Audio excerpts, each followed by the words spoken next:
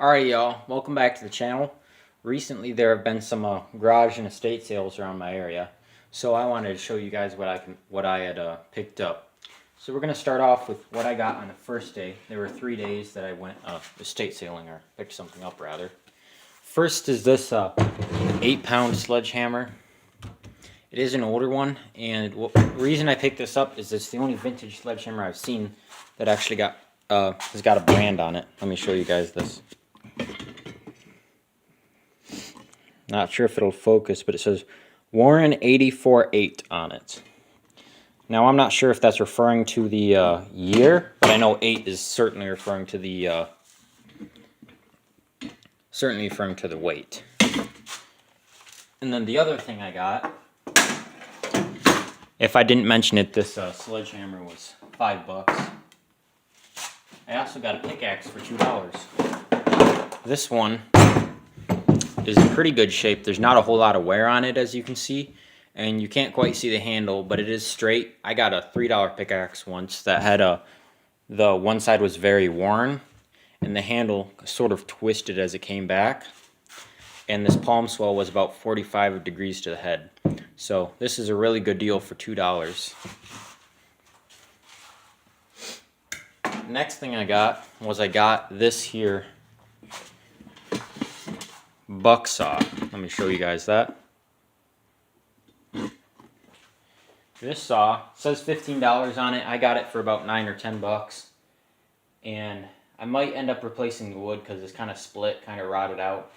But I do have the blade and the tensioner system, so I likely will be able to make a new one as long as I can just take the sizes off this and reproduce the wood, and I'll have a good working bow saw.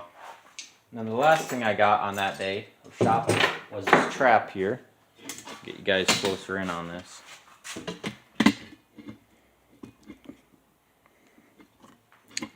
This is an Oneida Victor number 1.5 jump trap.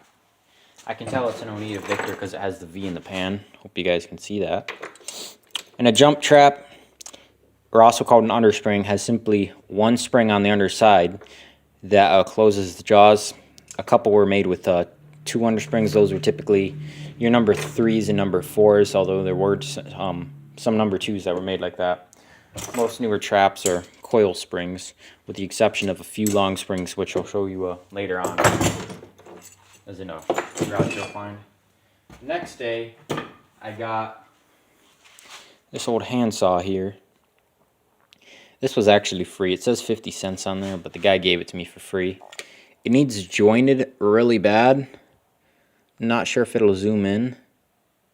It probably won't, but you'll have to take my word for it. There is an enormous gap between these teeth. It was never jointed, that's for sure.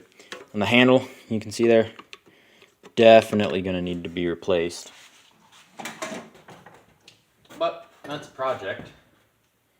And then I also got 2 of these traps here. Now these are the long springs I was telling you about. Most of the bigger traps were double long springs, and there were some in this size that were made with 2 springs. This one is a number 1, which means it only has 1 long spring. And this one is a Blake & Lamb. It's very faint on there, but I can tell. And then I'm not quite sure what this is, but it's got a loop for a stake, and it's got this chain here. It's not like the double loop chain that you see with new traps, and there were 2 of these. And then also at the end of that day, I picked up, those traps were $2 a piece, and I got 2 of them, if I didn't already mention that. I got this hammer for $1. You can see it's got a cracked handle on it. I picked it up though because it was a Plum, which is an old USA brand. It's a sort of a desirable brand. And then on the last day, picked up this saw here. This is a ripping saw for going with the grain. You can tell because the teeth are flat on the front and only angled on the back. If they were angled on both the front and the back, then they were for cross-cutting or cutting across the grain.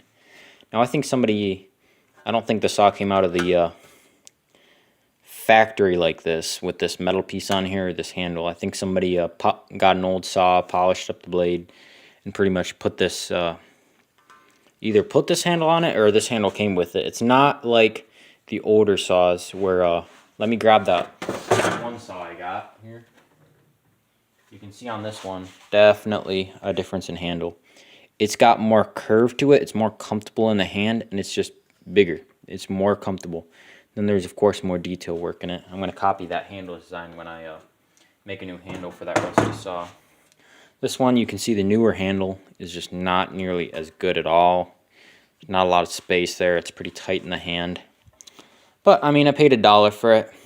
This was actually $5, but the estate sale or garage sale had been going on for 3 days already.